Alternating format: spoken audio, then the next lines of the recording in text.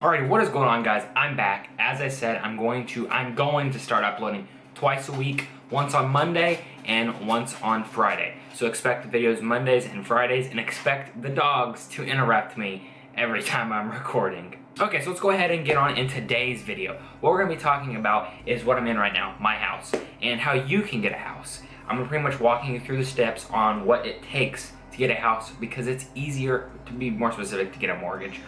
Because it's easier than I initially thought.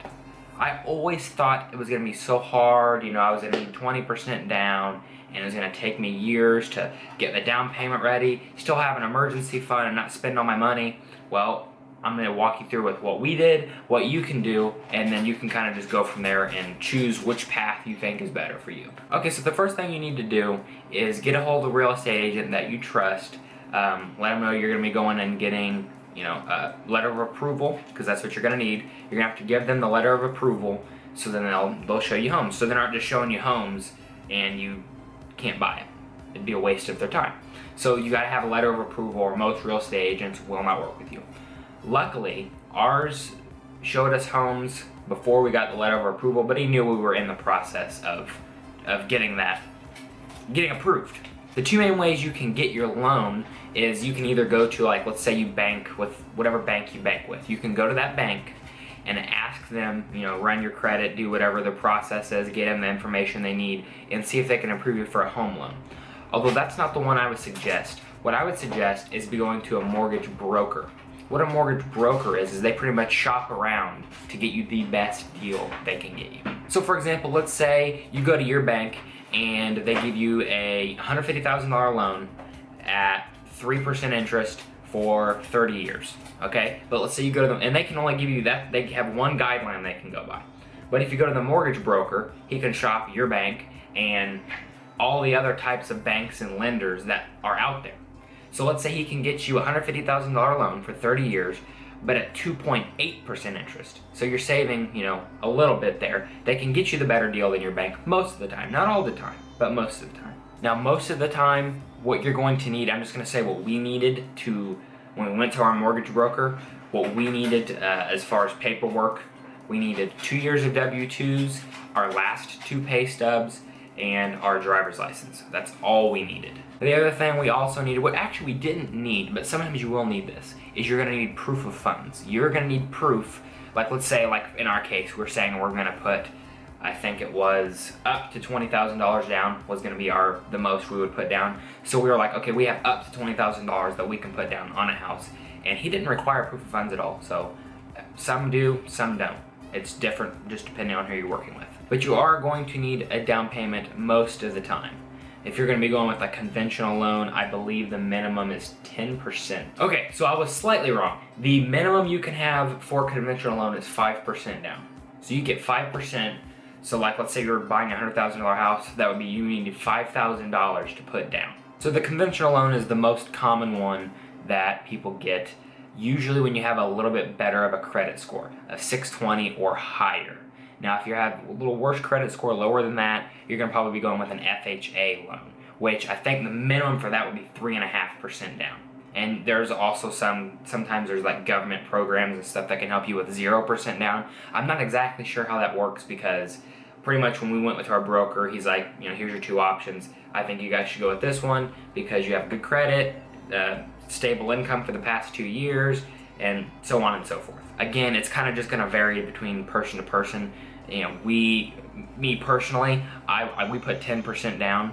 We put a little over $10,000 down on our house, and we probably could have gotten away with doing like 3.5% or 5%, but I just felt, I wanted to put the more down, have the lower payment, and also, instead of I could have went out there and got a loan with 0% down, but I wanted to feel like I accomplished something.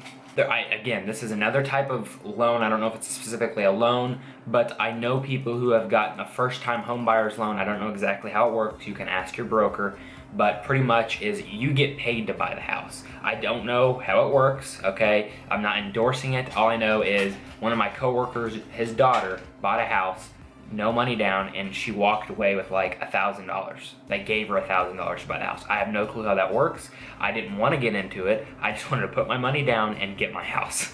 Now, when you're going through the home buying process, if you have a good realtor, and if your realtor does not tell you to get an inspection, you need a different realtor. That is not a good realtor. You need to get an inspection. It is a requirement, in my opinion, if you're a first-time, definitely if you're a first-time homebuyer, but if you're buying a home in general, you always need to get an inspection. Another thing you need to look into getting is a surveyor location report. More specifically, if you're living in town, like we lived out in the country, but we moved into town. And with property lines and whatnot, you want to make sure things are the way they're advertised.